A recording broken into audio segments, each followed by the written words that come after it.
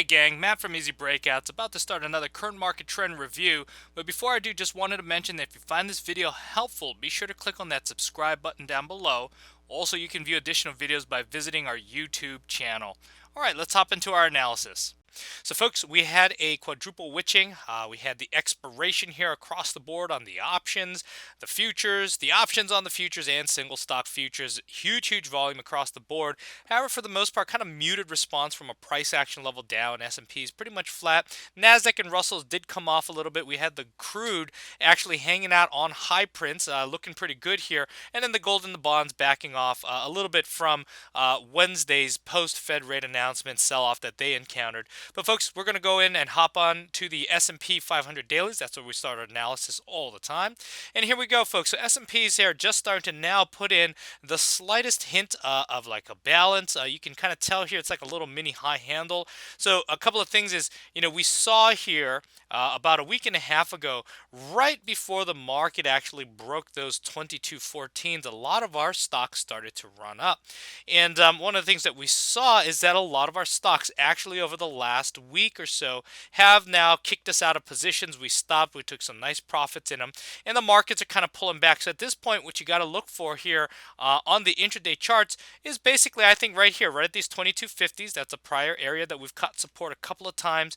The big one I'm going to be looking for, though, is going to be the 2214. So, folks, even if we, come down below these 2250s, I don't think it's, that bad of a situation. That's just kind of a normal reaction. It could be just a continuation of this initial downtrend that we've had over the last couple of days.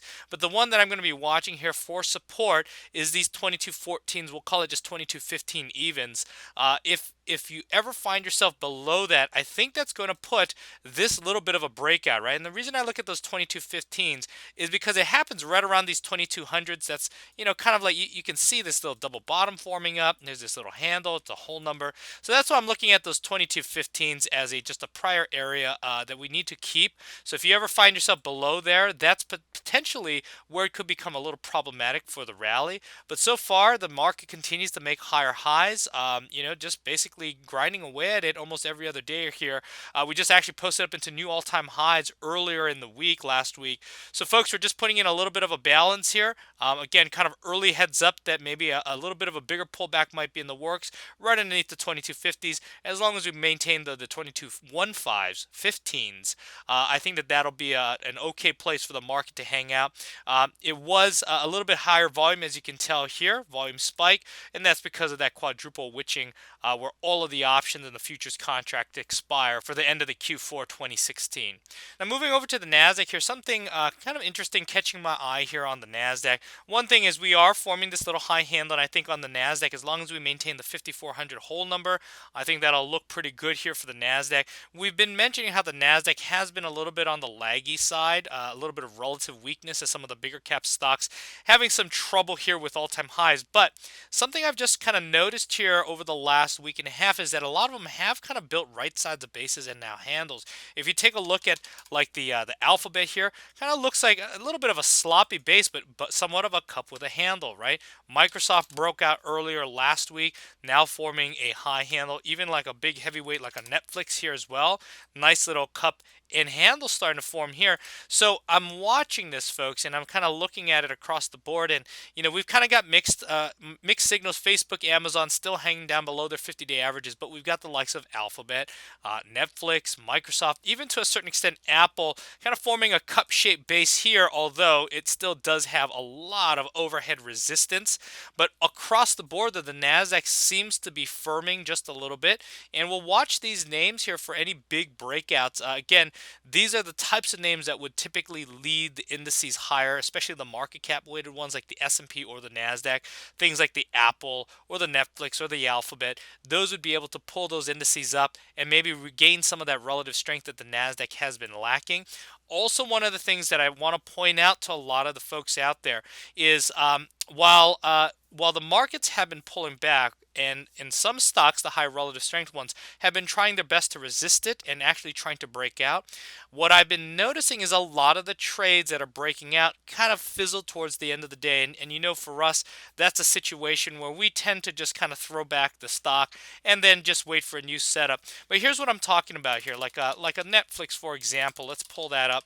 It looked like this was actually going to break out pretty nicely just over the last couple of days. Had a really nice break right above these 125s, and then you can just see by the end of the day it kind of fizzles out. We've seen this with quite a few examples here. Another one here, right? Breaking out and then kind of just fizzles out towards the end of the day. Here's another one, Zillow Z, right? Looks like it's going to break out. Actually had huge volume on the day that it broke out, right? So here you've kind of got like a shallow cup with handle, breaks out a nice volume, and then just kind of fizzles out towards the end of the day. So this is something that we've been noticing over the last 2 or 3 trading sessions. Just be aware of that. It's coming to a very low volume period in the market, the holidays, especially coming into the Christmas, New Year's time. They should start to pick up after January 2nd. But again, just kind of taking a look at this right here, it is pretty apparent that right now the breakouts just seem to be lacking any follow through. And, maybe that just means cutting down size a little bit, or maybe just kind of taking some time away from the markets. But, keep in mind that these are setting up, and come January 2nd, we'll probably have a whole batch of new high handles or flat bases to take a look at and potentially track for new breakouts. Now, looking at our extended markets here, just kind of quickly, gold coming down past that 1150s area as I was looking at. That's, we're talking about how the balances or the ranges were starting to overlap, which is usually a sign that the market or the selling pressure is subsiding. However, one of the things I mentioned both on the gold and the bonds is we had the Fed rate announcement coming up last week, Wednesday. And, one of the things that I always tell our room is that news will always trump technical analysis or any kind of analysis, really. And that's kind of one of those big market moving events. You can't step in front of it. You just don't know which way the market's going to react to it. And we had the Fed rate announcement. They hiked a quarter point as people were expecting. But in the language, it seems like there's going to be a few more hikes in 2017, more so than the market was anticipating. We had gold selling off. And, at this point here, folks, the gold is starting to look a little problematic. More like 1050s is going to be like an area over the next several months that might try and test. There really isn't any support, right? When you look at this chart, it was pretty much a straight shot up over about a month and a half, 2 months, from the 1050s up to the 1200s. So now that that's kind of given away, it wouldn't surprise me over the next couple of months if we come back down to see if there's any buyers still at the 1050s. And then same thing with the bonds here. If we kind of pull out the bonds, zoom it out here, let's go to like a 5-year chart on a weekly. One of the things I was looking at is kind of this prior area support here. That's kind of where we came into.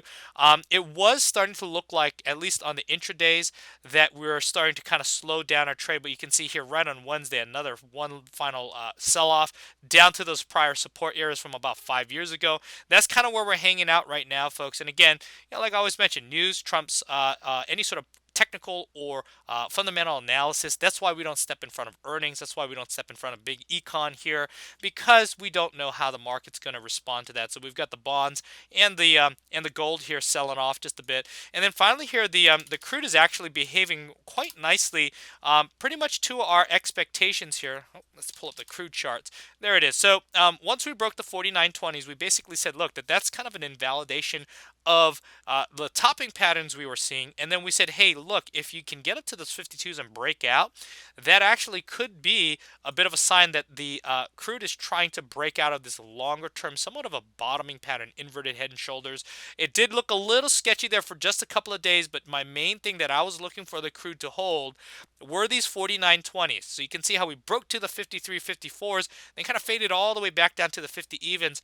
But right now, breaking out, kind of fading back, testing the breakout zones down near the 50, 51 area, and finding itself back above the 53. So far, crude seems to be holding the breakout, and that would make me anticipate higher prices in the future unless the 49.20s are breached to the downside.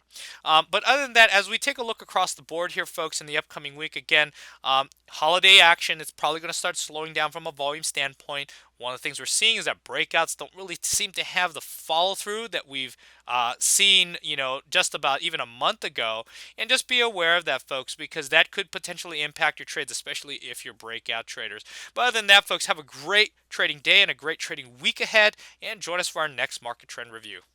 Hey, by the way, if you haven't done so already and you're liking the analysis, go ahead and hit that subscribe button down below. And as a reminder, you can also view additional videos by visiting our YouTube channel. Or if you'd like to find out more about Easy Breakouts, go ahead and click that show more right above the comments section to find out more about Easy Breakouts. But other than that, have a great trading day ahead, and may the trend be with you. Take care, everyone.